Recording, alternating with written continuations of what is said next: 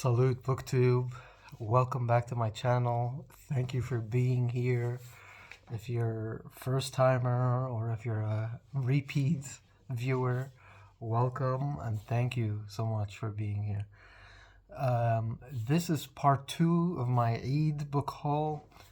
You can check on my channel. I have my Eid part 1, which I did a couple of days ago. A book haul. And the book haul I did because this past Friday was the Islamic festival of Eid, which, if you don't know, is the time when Muslims, the famous festival that Muslims go to once a year to Mecca. There's the cube-shaped Kaaba, the cube-shaped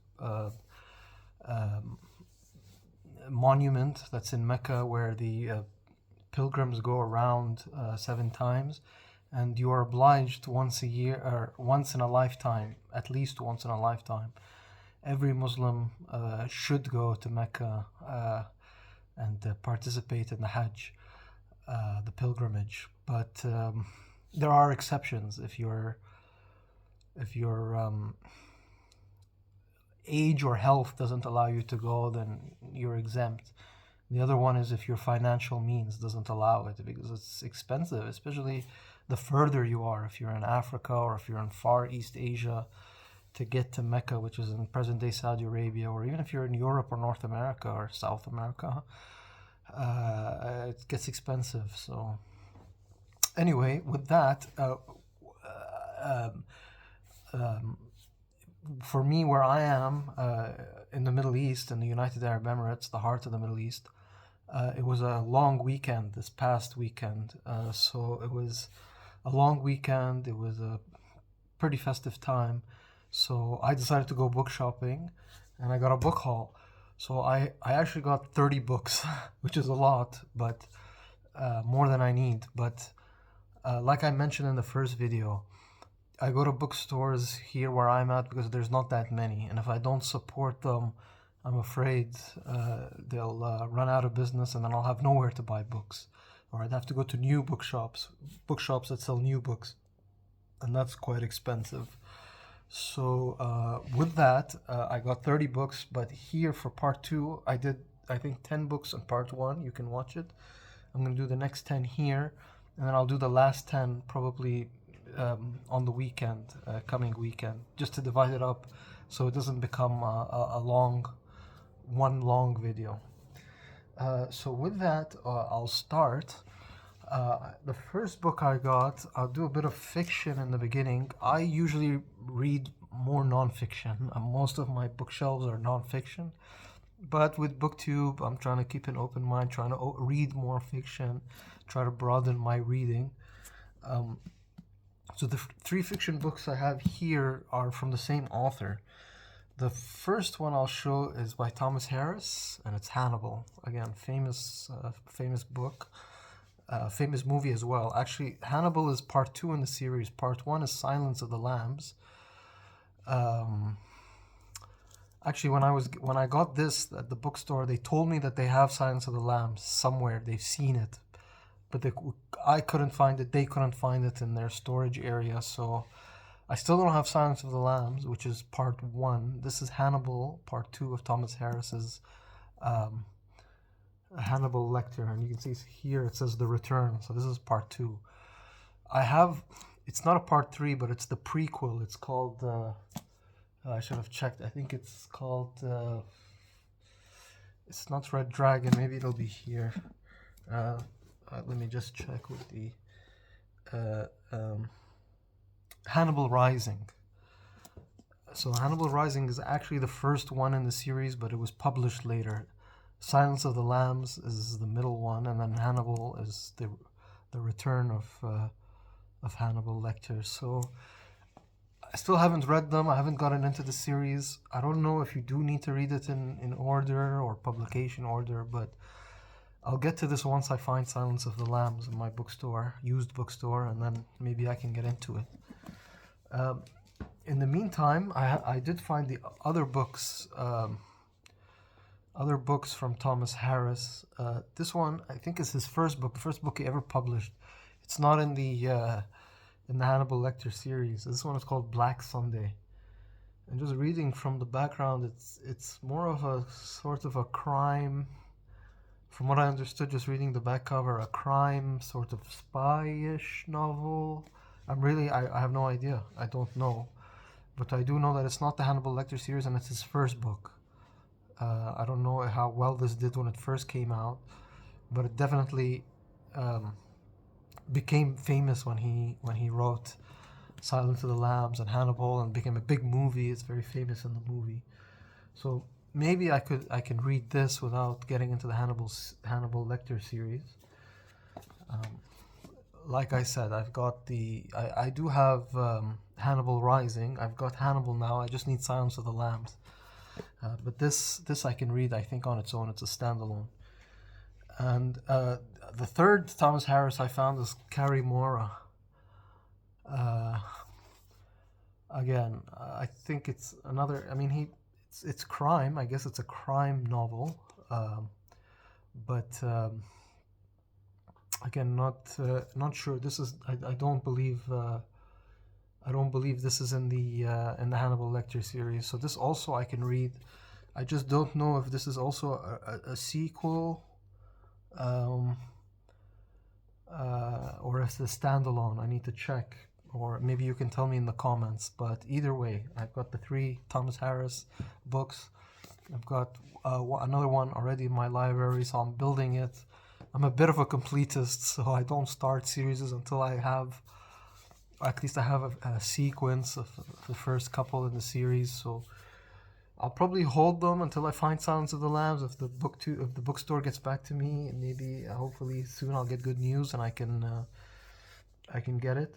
But like I said, these two, probably Carrie Mora and Black Sunday, are standalones, so hopefully I can read them without having to wait to find the Silence of the Lambs.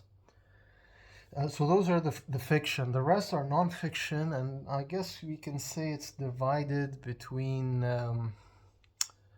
like we can say, Western and Eastern. The first one I'll show you is actually about England, and it's by Roger Scruton. It's called England, an Elegy. I think that's how you pronounce that word, elegy. It's not elegy, it's elegy. Roger Scruton is famous, a bit of a right-winger, popular in right-wing circles, let's just put it that way. And I think this book is basically a goodbye. I think an elegy, I think is sort of like a goodbye, like a farewell, and it's basically like farewell to England, farewell to having tea and playing cricket, and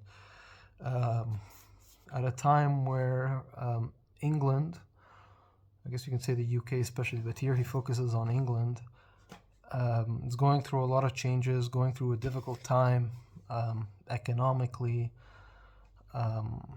politically is very unstable. They've recently lost a queen. It's uncertain times, let's just put it that way. I don't know when this was published. Let's just check to see. Is it older?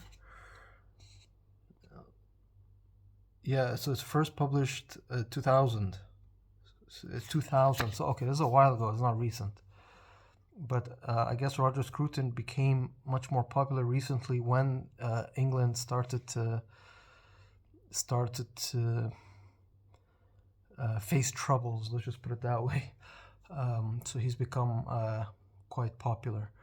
I actually do have another Roger Scruton book. I'm just scared to take it out because I'm scared it's right behind the camera, so I'm just scared the camera might fall. But it's called okay, I have it there, but I can show it to you. It's this one. It's I don't know if that's clear. It's The West and the Rest. Again, more of a right-wing conservative philosopher and writer and poet or thinker. The chapters here, they're, for example, English character, English religion, the English law, English society, English government, English culture, the English countryside. Yeah, again, I probably didn't describe it very well, but that's what I understood. I don't even know if I pronounced this word correctly, but I don't know if it's an elegy. I think that's how you pronounce it, but I'll check. I'll Google it and listen to the pronunciation. The second one will stay in England. This is England/America. This is by Stephen Tompkins, and it's called The Journey to the Mayflower. The subtitle is God's Outlaws and the Invention of Freedom. This is basically about the Mayflower, about Puritanism in England. So England had a Protestant revolution. They had a civil war. They had the Protestants eventually were victorious. They put it into law that the king has to be a Protestant, or the queen. Their spouse has to be a Protestant. No Catholics can be involved in the English monarchy. But there were the Puritans who were a bit more hardcore Protestant, more fundamentalist, we can say. And the story is very famous. The Mayflower was the ship, the first group of settlers who went to America and established the colony. The Puritans were so puritanical that they were pretty much banned from the UK or from England as being too Protestant, too much. So they left. They went first to the Netherlands and then to the US, what became the USA, America. And this is just the story. Again, not a subject that that is very pertinent to me, but I found the book interesting. I also have this book, so I have now two books. Sorry, I picked up the wrong one. Okay, it's this author who wrote about the Mayflower. If I can find it, it should be somewhere here on my shelves. But I've been moving some books around, so I can't find. Let me see if I can find it. Can't find it right now. But he wrote a book about the Mayflower, and I should have it somewhere here. So now I have two books on the Mayflower. I can read it and I can say that I'm an expert. The next book is by Mary McCarthy. This is about Italy. This is called The Stones of Florence. I don't know, the screen is a bit not very clear today. This video is becoming really let's just say it's been a wobbly video, but The Stones of Florence, this I heard about on BookTube. I've heard a couple of booktubers mention this, saying it's really good. Again, this is an older book. This is, I think, from the 50s. This edition, 1963. When's the original? Well, I guess it says this edition, 1963, so you know that this is old. But it's just a story of Florence, basically. Again, it comes recommended well from booktubers that I respect. So when I found it, I said I'll give it a try. I've been to Florence. Again, the Renaissance, for me, not very pertinent, but I still enjoy reading about it. Just an interesting time. Now we can say we're done with Europe, and this next book is definitely very American. Although the British were involved, this is Washington's Crossing, and it's by David Hackett Fisher.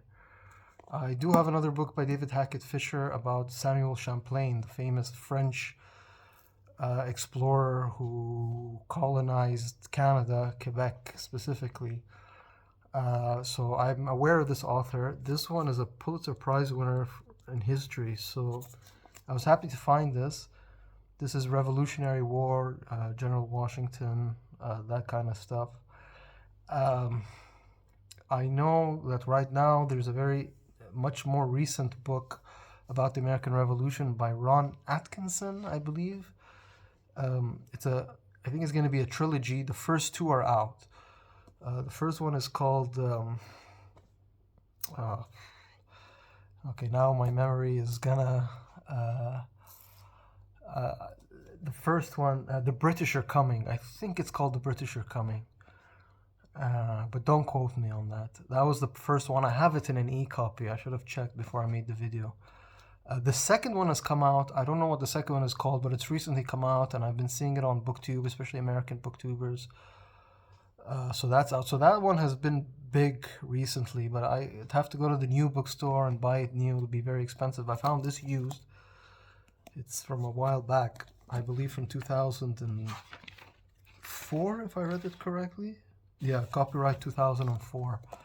So again, American history, revolutionary history. Um, Happy to find it. One thing again, the only issue with it again, this edition is not very. I think new it would have been a floppy, nice floppy paperback, but there you see the damage. I think that's also flood damage. If you watch my first video, one of the books also was water damage. I think this one was as well. Although I live in the desert and it rains very little, when it does rain, it comes in buckets. So there was a big flood about last year. And as the bookstore told me, they got a lot of books got destroyed by the floods that happened recently. So I think this is one of the, so it's not the best copy. I don't know. I mean, even opening it, it's I don't know. It's a bit strange. The font is very strange. It's almost textbooky. So I don't know, but I still picked it up. I'll try to read it. I don't have to keep it. Okay, so now we'll do the last three books are three more Eastern subject matter. One of them is this I found, picked it up on a whim. It was really cheap. It's called Lion City, and it's by Jivan Vasagar. It's right over there. The subtitle is Singapore and the Invention of Modern Asia. So this is about Singapore, the city of Singapore, city-state of Singapore. I've got a couple of books on East Asia, not that many, but it's a growing collection. I'm going to add this to it.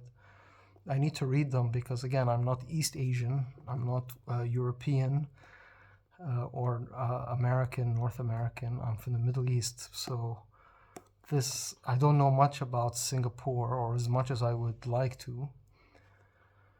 Singapore is it's a very successful city-state, very wealthy, a bit controversial.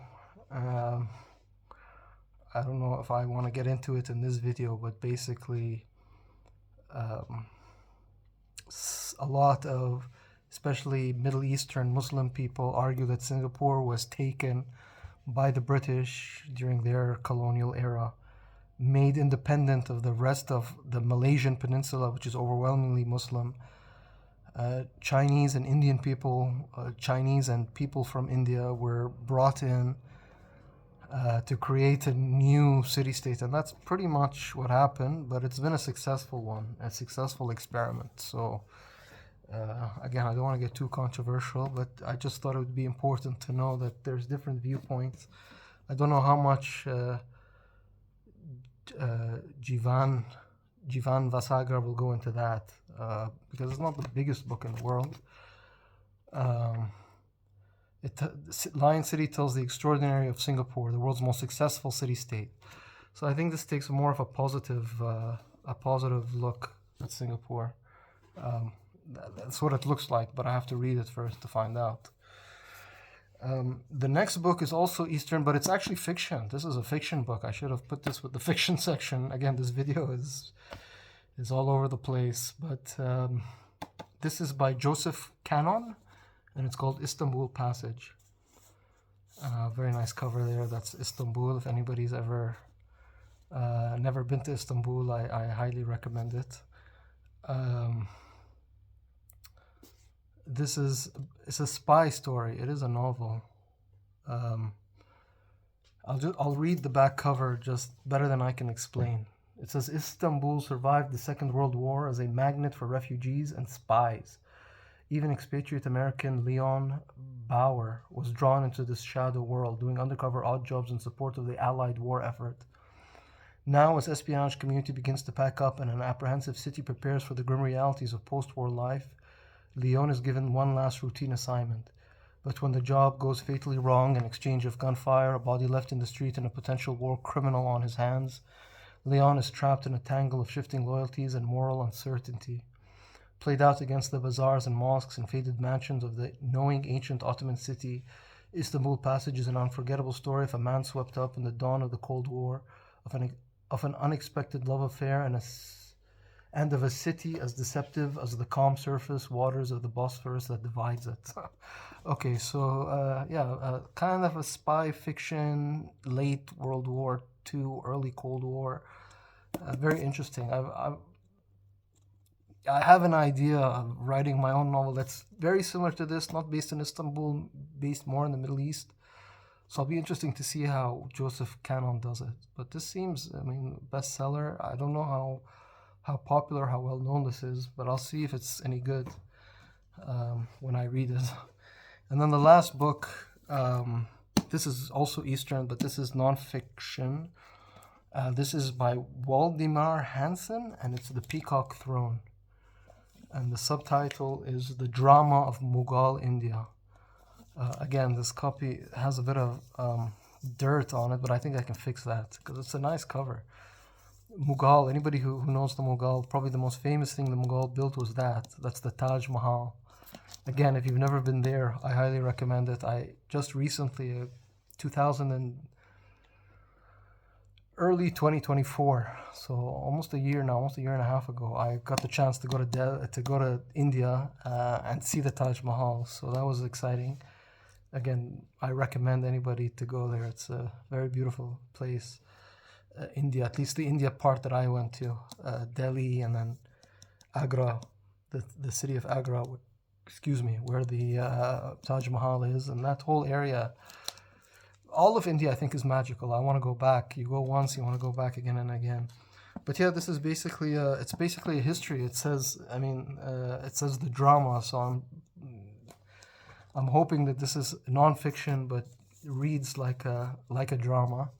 It's again a nice cover. You get this nice end papers with the whole family line of the Mughals who ruled India. A Muslim dynasty that ruled India, and pretty much went into decline when the British started to impose themselves on India and started to divide and rule, play the Muslim Indians against the Hindu Indians, and yeah, the rest is history. But this is interesting subject. Happy to have found it. Look forward to reading it. And yeah, that's about it. BookTube. Okay, that's good. This video is about equal to part 1. I encourage you to watch part 1. Thank you for watching part 2, and I hope maybe by the weekend that I'll have part 3, the last part of my 8-book haul. But until then, have a great week or great rest of the week, and yeah, goodbye. Salute, BookTube.